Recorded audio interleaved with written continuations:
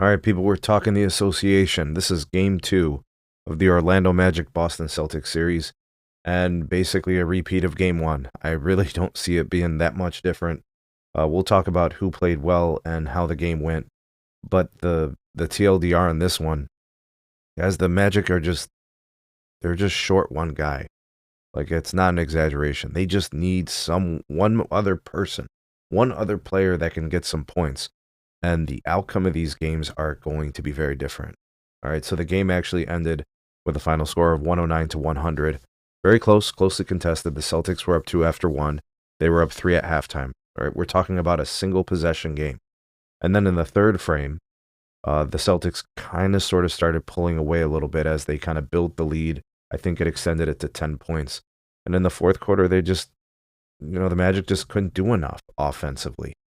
There's a couple of guys that played really well for the Magic, but I think it stops there. There really just isn't much else from anyone outside of Franz and Paolo. But the Magic shot pretty good, 47% from the field.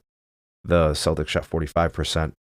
The Magic did not shoot the three ball very well, and actually the Celtics didn't shoot that well from three either. I wouldn't say it was anything special. Better than the Magic, but like I said, at 32%, it's nothing crazy. Free throws give the edge to the Celtics slightly, both in percentage and attempts. Total rebounding definitely went to the Celtics. They were plus 12, and then on the glass, they were plus 6. That's got to hurt. And that's what I'm saying. I think that's the difference maker. It's such a small margin. All right, the turnover differential was actually to the advantage of the Magic. They only had 7 turnovers. So if you have 7 turnovers in an NBA game, you're probably in a good position to win. Unless you're devoid of the talent it takes to beat a team, which is kind of what I think is happening here. The Magic even led in points in the paint. Looking at some of the individualized efforts, Paolo Banchero, just so good. 32 points. He was 6 of 11 from free throw. He could have shot better, but he's basically the offense, right? Not many guys on the Magic can create their own offense instantly. He can score from the perimeter. He can score in the post. He can get to the rim. He's such a well-rounded offensive player. It just wasn't enough. 9 rebounds, 7 assists, 2 blocks. He did it all, right?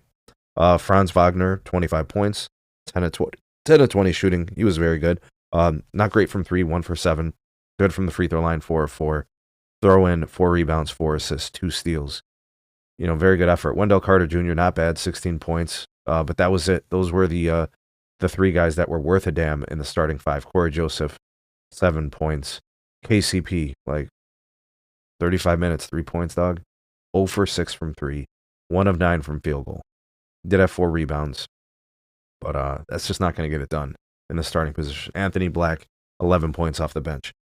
So I spoke to kind of the limited support that the main guys have for the Magic. And check out these numbers from the Celtics. Kristaps Porzingis, 20 points. Didn't shoot the ball well, but he did make his free throws, right? 10 rebounds, 2 blocks, 2 steals, right? Difference-making player tonight. Drew Holiday, 11. Derek White, 17. Jaylen Brown, 36. We're talking about a team in the Boston Celtics without their best player, and the Magic still couldn't get a win. That's just saying. Tatum didn't play. I think he injured his hand or his wrist last game in game 1. I think preemptively they're probably going to hold him out, and they won a game, right? I don't know if he's going to be available for the next game. They might sit him out there too. I don't think the Celtics are really worried about the Magic. Peyton Pritchard is giving you 14 off the bench. Jaylen Brown steps in, gives you 36. 5 of 7 from 3, 12 of 19 shooting overall. He was fantastic. You got enough to win even without your best player. That's where we are in the series.